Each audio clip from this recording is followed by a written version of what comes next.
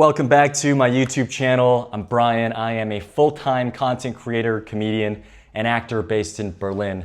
Last week, I asked my followers on Instagram to ask me a couple of questions because I've been doing this content thing for a while, but I don't really share anything about myself, my actual life, my actual personality. And so I want to be able to use YouTube as a platform for me to be able to show a little bit about who I am. And so you asked some interesting questions that fall into a couple of categories. And the first one is just general stuff about me. The first question is, how old are you? I am 36 years old. A lot of videos that I do are about life in your 30s, life as a millennial. And yeah, I think you've been watching for a while, you could be able to tell that that's my age. The second question is, are you Korean? This says, are you Korean? I'm a fan. Yes, I am Korean. I was actually born in Seoul and was raised very Korean. I speak Korean with my family. And so, yeah, my social media name is just my full name, Brian In-hee Lee, and it's even written in Korean on all those channels. And so, yes, I am Korean. I'd love to do content in Korean at some point, and it would be cool also to maybe do some collaborations in Korean. So if you're a Korean content creator or brand out there, I would love to talk. The third question is, what's your day job? This is a fun one because this is my day job. This is my only job. And by this, I mean, you know, the whole universe of work that involves writing and shooting and editing and publishing content on social media, producing my own stand-up comedy show and performing stand-up comedy, and also commercial acting. And so I have been doing this full-time only since February of this year. And I've been very lucky, like extraordinarily privileged to be able to have made a transition from working in a different career into pursuing content full-time. And that's something that I can make a whole separate video about. But right now, yeah, I make my full-time living off of doing this. And the way that I've been able to afford it is through selling tickets to my comedy show, particularly through getting brand partnerships for the content that I do, and from commercial acting jobs. The fourth question, which is related, is how do you afford your rent? First of all, I live in an apartment in Berlin that I've been in for a couple of years now, where yeah, I've been able to afford it throughout this time, and I wasn't going to go headfirst into doing content from my previous occupation without a plan and without savings. And so, yeah, I was pretty methodical about how I would manage my finances. And so I'm able to afford my rent through the income streams that I mentioned from doing all those different kinds of work and from having saved. The second category of questions is about my career. The first question is, were you a comedian / actor / creator in the US too, or did you do something different? I worked in marketing for 14 years. My entire professional career from when I graduated from college up until January of 2025 was working in marketing. I was a specialist in brand and content, which makes a lot of sense considering the transition I was able to make into being a full-time content creator. And yeah, that's the job that I had in the US as well. For some background, I've lived in Berlin for 10 years. And before that, I lived in New York, where I started my professional career. And before that, I was in California, where I grew up, where I went to university. And so I always had aspirations to do something different, and the entire time I had a full-time job, I was also working on some kind of creative project. I was a DJ in college. I produced music for a number of years. I threw concerts. I wrote guest pieces in online magazines. I was doing fitness content in the very beginning. And all of these different projects were always in service of me finding out what I wanted to do long term, because I knew that marketing was a profession that I was very lucky to have some success in, but it wasn't something that I saw myself doing for the rest of my life. The second question in this category is, I want to start posting style content on socials. Any tips?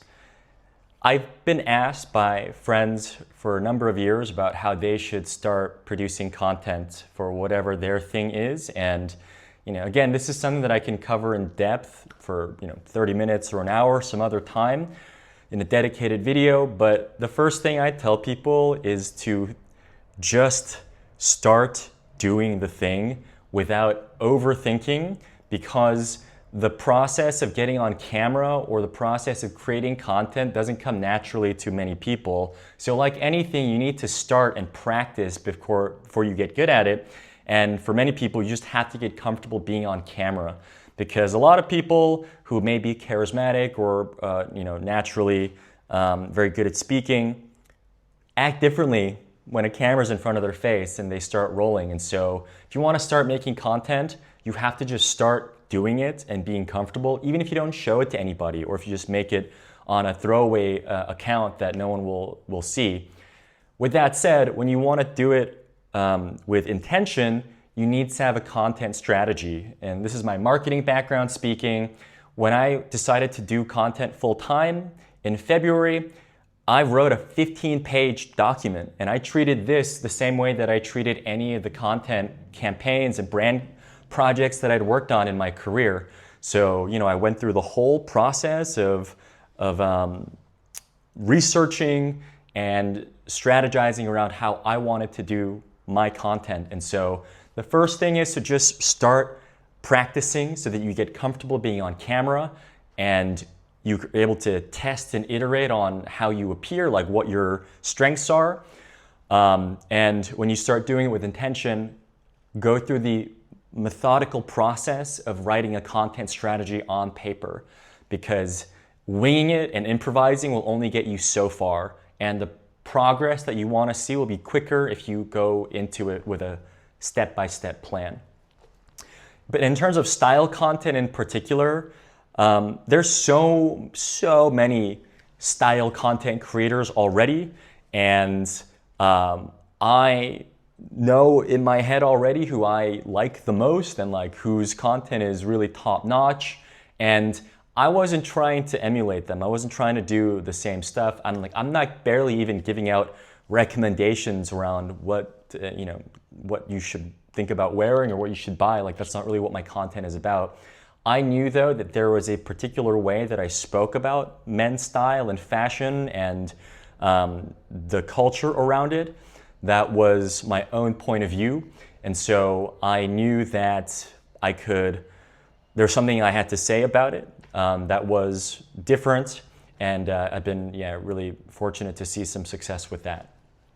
So the answer in there is, see where your point of view, where your unique personality and point of view fit into the landscape of style content that's already so vast. The third question in the career section is, will you do any shows in August?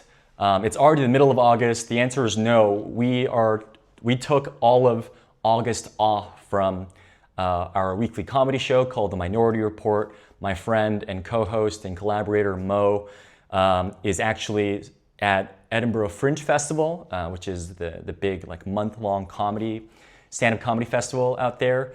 And so he's out of town doing that, and I've been taking this month to work on some other projects that needed my attention and to write. And so September 3rd will be our first show back from our summer break. So I'll show the link to be able to purchase tickets.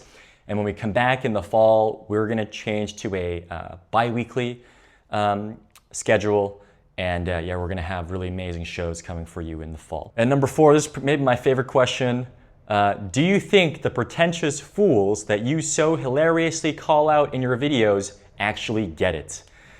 This is something that I think about all the time, not so much in this language, but the vast majority of people who watch my videos are with it. They get it, they're in on the joke, and there is a very small, maybe single-digit % of people who miss it.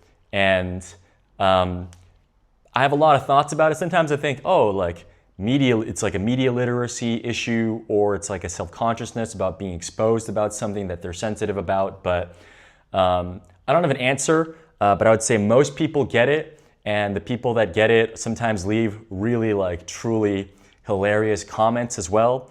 And I'm happy to see that those comments get tons of attention also inside of the thread of the video. So yeah, most people who watch the stuff that I do are totally in on it. And yeah, it's really cool to see that we have the same sense of humor. The third category of questions is about fitness. The first one is, you are so ripped, what an inspiration. Any tips for workout and diet routine? First of all, thank you. Being like in shape was something that in a way, like it was an investment that I made in myself starting from a long time ago that I knew would be just a good life decision, something that I wanted to able to do, and also something that I felt would be beneficial for my future career, which sounds funny, like having thought about it back then, but I'm happy to have achieved this physique, and the fact that it's like an inspiration at all is really interesting. So thank you for that comment. I have a full-length workout and diet guide, a body recomposition and bodybuilding guide that's always in the link in my bio on social media, and I'll also link it here. It's free. It is it's just like a rinky-dink like Word document that I turned into a PDF. That's why it's for free, but all the information in it is genuinely everything that I learned and used, and I still use today to be able to have transformed my body from what it was to what it is now, and to maintain this body, you know, over the years. And so it's everything that I wish I knew when I first started working out, and I genuinely think it has all the information that most people will need to transform their physique in as little as 12 weeks. And I'm not really trying to sell you anything because, again, the guide is free.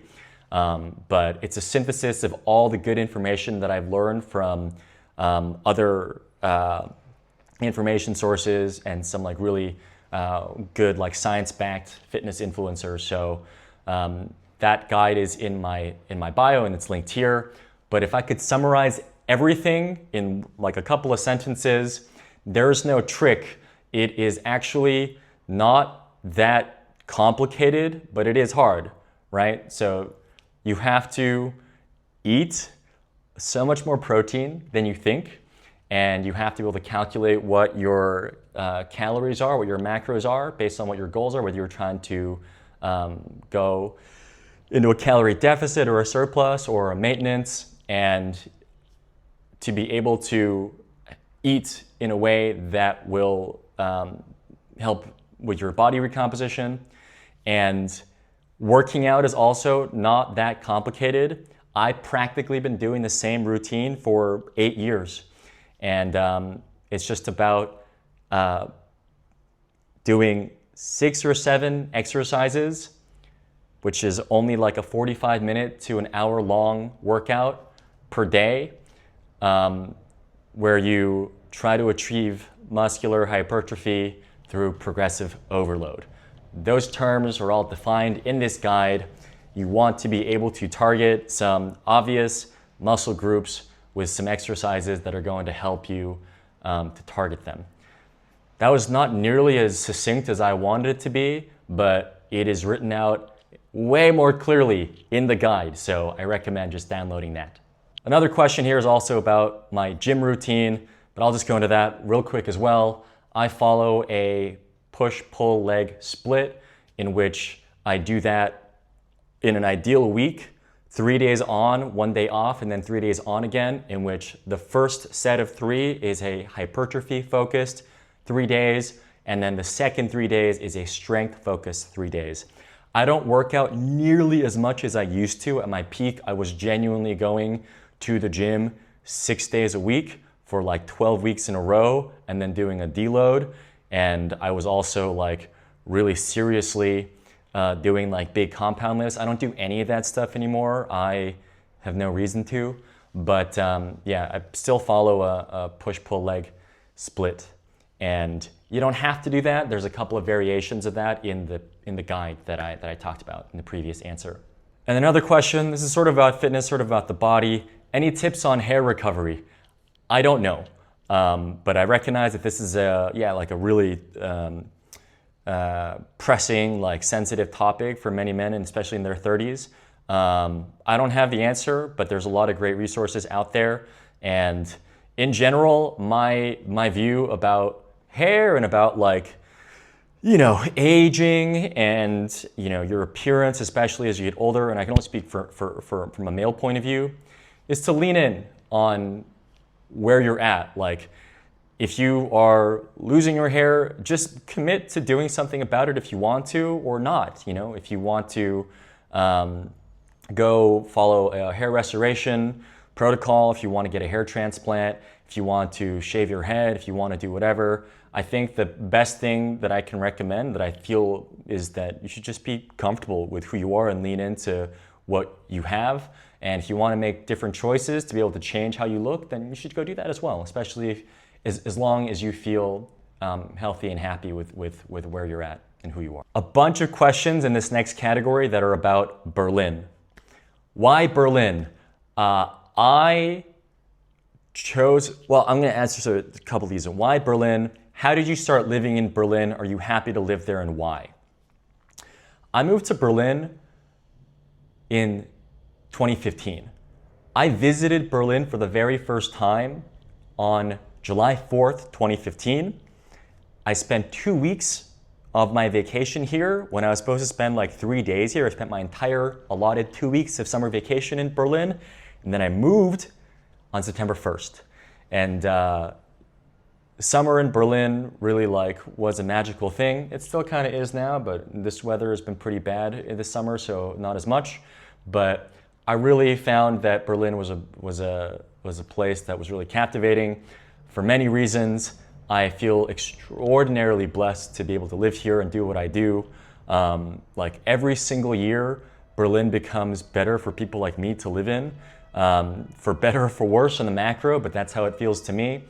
And I found a different reason to stay in Berlin every single year. And now this is my 10th year. So I didn't have a great reason for moving here in the first place, but having been here for a long time, you know, I can't imagine living anywhere else for many different reasons. For now. Right, serious question, just how did you get there, Berlin? What made you decide to move to the EU? I think I just answered that. Do you recommend Berlin? Yeah, I recommend Berlin to people who know what they're getting into. But to be honest with you, I don't think I'm in a qualified position to recommend a city to anybody. These are all really personal choices. Which city has a better fashion scene, Berlin or New York? New York is one of the centers of all kinds of art and culture. So the simple answer is New York. You know, New York Fashion Week is a much more important thing than Berlin Fashion Week in the industry, I think. And New York has been the hub and the birthplace and sometimes the meeting place of so many great fashion minds. However, I haven't lived in New York, nor have I even really spent time in New York for a long time. I don't know how people are dressing there. I don't know what the day-to-day feeling of fashion and style is in New York anymore. So I don't know. Do I think Berlin has great style? Yeah, in a lot of ways. Do I think that people will dress really conservatively and square in both cities? Absolutely. So don't really know how to answer that question. How did you know Berlin is home? Because I recently came from Madrid and have mixed feelings. Berlin started to feel like home just because, I don't know, it took me a really long time, but I'm also like, my personality, like the way that I view myself in the world, like I can feel at home in a lot of places, and I have been, like, I'm so privileged. Like, I have had pretty much the same friends in Berlin the entire time. The entire time. And I think that's the main reason why why it's been my home for so long, and how I was able to feel at home here is because my friends have been here with me the entire time. Many people's experiences in Berlin are very different. They have this feeling that Berlin is a very transient place. Friends come and go. They move back to their hometowns, or they move to another place like Lisbon or Barcelona or whatever. And that hasn't been my experience at all. So I've been really lucky there. 'Cause some of my friends moved away and then they came back, you know? And my family has been extraordinarily supportive of everything that I've done since day one. And so I don't really have the difficult relationship with Berlin that a lot of other people do. So it's felt like home for a long time because of those reasons. And this is a fun one: how to get into Berghain. Maybe one of the most asked questions about Berlin ever. The most likely way to get into Berghain, and there's no formula, and I don't want to overcook the answer because it's been done to death. You have to not try. It helps to look like you've been there before. It helps to look like you've been there before. And I'll say, in my own experience, I had a much easier time getting into Berghain after I started to look even a tiny bit alternative. Like, I had really long hair at some point. I had like shoulder length hair, and that made a big difference.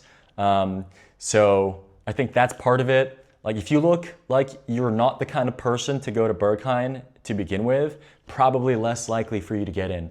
So it has less to do with like what you wear or like how you speak or whatever. In total, if you look like you've been there before, you're more likely to get in than not.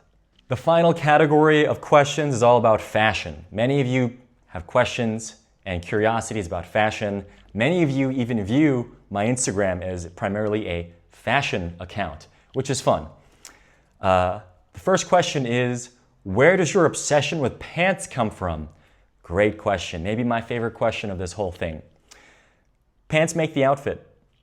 There's so many of these videos out there that like show the same outfit but with different cuts of pants, and it's radically different. If you just think about it, you take a look at someone's body, you know, their legs, the most area, you know. That was a stupid way to phrase it. You know what I mean. Pants make up a large part of the outfit, so of course they're going to be very different. And I had an experience of just realizing that many pants don't fit me. Like, this is not really a flex. Like, once I started getting into shape, once I started changing my body, I've always had a very, very small waist. And once my legs got big, it was impossible to find pants that fit. Like, once my butt and legs got wide while my waist stayed small, it was super hard to find pants, and so I became very invested in finding good pants. So I guess that's where the obsession with pants comes from. Okay, the next question is best designer fragrance. I am no expert on fragrances. I will say Bleu de Chanel Eau de Parfum is, I think, the most universally liked designer fragrance. That is such an easy crowd pleaser, and even to this day, it is my most it's still my go-to fragrance, even though I've tried a bunch over the years, and my girlfriend loves it, and it has been a mainstay in my rotation. So easy answer is Bleu de Chanel Eau de Parfum. Fave underwear, easy answer. It's the Lululemon boxer briefs. I don't know what the exact name is. Not even debatable. These are by far the best underpants. They're great for working out in, and they don't lose their stretchiness, and they're very breathable. So those are my daily go-to underwear. And then I also wear the Calvin Klein boxer briefs. Both very nice, but for like different occasions, different purposes and outfits. What are your most used pants? The 90s loose cut jeans from Calvin Klein. I have them in multiple different colors. If you see me wear jeans on Instagram, they're the 90s loose cut jeans from Calvin Klein. And after that, it's not a well-kept secret. If you see me like wearing trousers that look good, they're usually women's trousers from Uniqlo. So that one's, yeah, those are the two answers. Need to know where you get all your pants. They fit so well. Yeah, it's pretty much that again. I spend so much time looking at pants though, so there's plenty of brands out there that make good pants, I guess, but like, I don't know, for my budget and my preferences, and like, it's gonna sound shocking, I do not enjoy shopping that much. So once I find something that I know fits well, I just buy a lot of them. So yeah, still the Calvin Klein jeans and the Uniqlo women's trousers. Where are those shades from? These shades, these are from Sunny Studios. I have a couple of pairs from them. They sent me them and they're amazing. They're like, I think the coolest designs for the best price, and highly recommend Sunny Studios for all your sunglasses needs. And final question, is there an item too daring to wear? Fun question. In one way, I'll think about my own wardrobe, but I usually just like get rid of things that I'm not wearing for a while because I don't like feeling like I'm hoarding. But an item that I guess doesn't get enough rotation in my wardrobe that's too daring. My dad gave me this old Longchamp knit that has a horse head on it that I think is super cool, but I find it hard to put into the rotation. And easier to show you. Oh yeah, very cool. It's in pristine condition as well. This is something that I'd love to wear more, more in the winter. Not a great answer, I guess, but yeah, trying to find a way to style this. Too daring to wear. I don't know, man. I don't think my style is that daring. Yeah, an item that I think would be cool in general, that I think I would enjoy wearing, but maybe that does feel a little bit like too daring in some way. I'd love to wear like cool suits more often. I'd love to wear, one of my favorite brands for the past couple of years is called Husbands Paris, and they make these immaculately tailored, like sort of like rock and roll, like 70s inspired suits. And I would love to dress like that all the time, but it would be hard to not stick out a ton wearing that kind of style. So maybe I'll go with that. And there's a couple of like, you know, those kinds of pieces as well that I have that are not nearly as expensive. So, you know, like a 40mm stacked Cuban heel boot with some like wide fit, slightly flared trousers with like a shirt and tie. Yeah, that's the kind of style that I really love, but you know, not the most everyday kind of thing that people wear. So that was all of the questions from last week's Q&A. I will be happy to answer whatever additional questions you might have in the comments here. Let me know if you would like for me to go into detail in any of the things that I covered in this video. But yeah, thank you all so much for your support. Like, the fact that people watch the stuff that I make and like are interested enough to like ask me things is still such a trip. And I don't take any of it for granted. I really appreciate all of your support so much. See you in the next video. Thank you. Bye.